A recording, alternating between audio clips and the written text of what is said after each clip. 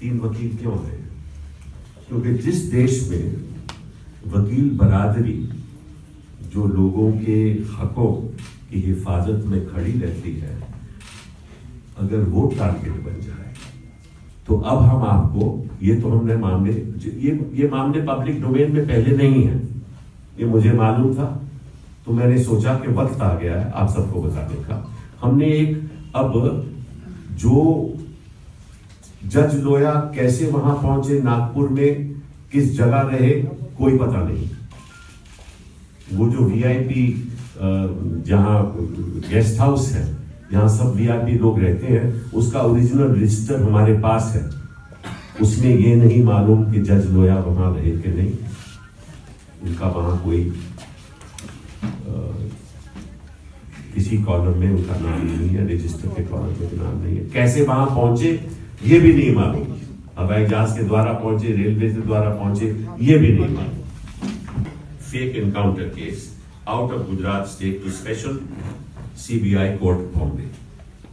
Why was Judge J.T. Utpat, Judge Loya's predecessor in Sohrabuddin fake encounter case, transferred from hearing the case despite Supreme Court order specifying that the same judge will hear the matter from beginning to the end? ये बहुत महत्वपूर्ण बात है, क्योंकि supreme court का फैसला था कि जो जज सोहराबुद्दीन का केस सुन रहा है उसका तबादला नहीं होगा, उसकी ट्रांसफर नहीं होगी। लेकिन फिर भी मोहित शाह साहब, जिनके ऊपर लोया की सिस्टर ने आरोप लगाया है 100 करोड़ का उन्होंने ऑफर किया, मोहित शाह साहब चीफ जस्टिस थे, कि उन्होंने जज की ट्रांसफर की और जज उत्पत वहां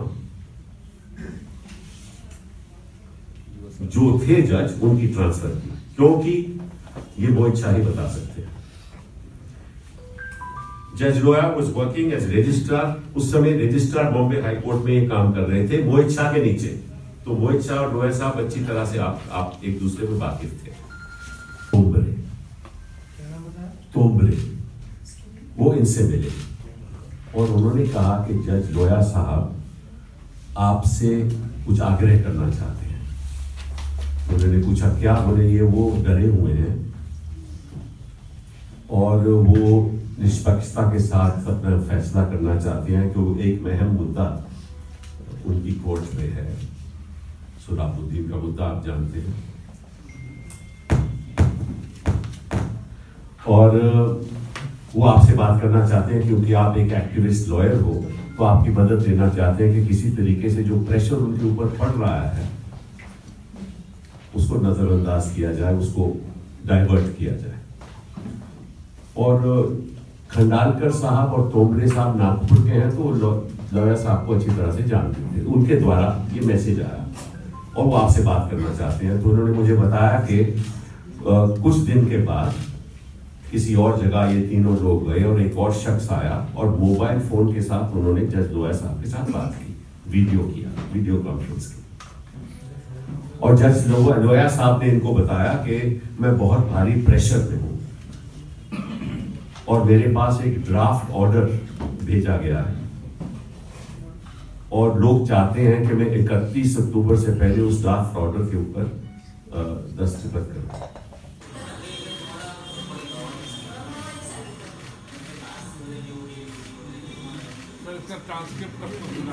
मैं आपको बता दूंगा।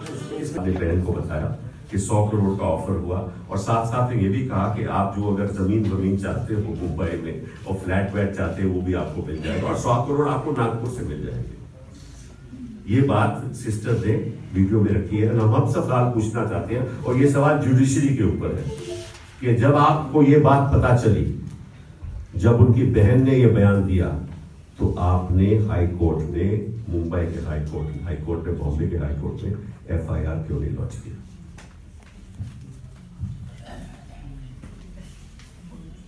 तब जुडिशरी ने पब्लिक इंटरेस्ट लिटिगेशन क्यों नहीं टेका? मामला जुडिशरी ने क्यों नहीं टेका? अपने जज, अपने परिवार में किसी की हत्या हो जाए, इनका परिवार है ना, हत्या हो जाए और एक बहन कहे कि भाई ने कहा कि एक एक्स चीफ जस्टिस ने 100 करोड़ की ऑफर दी और उसके ऊपर एफआईआर ना हो। सुप्रीम कोर्ट का आपको मालूम है एक नॉर्म है कि अगर कोई भी स्टेटमेंट देता है which is the commission of a cognizable offence, तो उसकी एफआईआर करना लाजमी है, अनिवार्य है। कोई ग्राउंड नहीं। कह रहे थे कि भाई उनका जो सिक्योरिटी अफसर था वो बीमार था, तो अगर बीमार हो जाता है कोई सिक्योरिटी अफसर तो दूसरा सिक्योरिटी अफसर दिया जाता है, लेकिन वो कोई दूसरा अफसर नहीं है, वो विदाउट सिक्योरिटी नागपुर, वो सीबीआई के जज थे, सीबीआई की केस हैंडल कर रहे थे ना, सोराबुद्दीन सीबीआई का स्पेशल जज थे ना, वो सिक्योरिटी वापस चले गए। रवि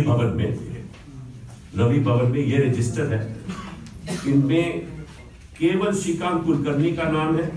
श्रीकांत कुलकर्णी का ही stayed in AC suite number 10 of Ravi Bhavan Nagpur as per records in RTI, while there is no record found to stay of जज लोया एंड जज बोर्डर।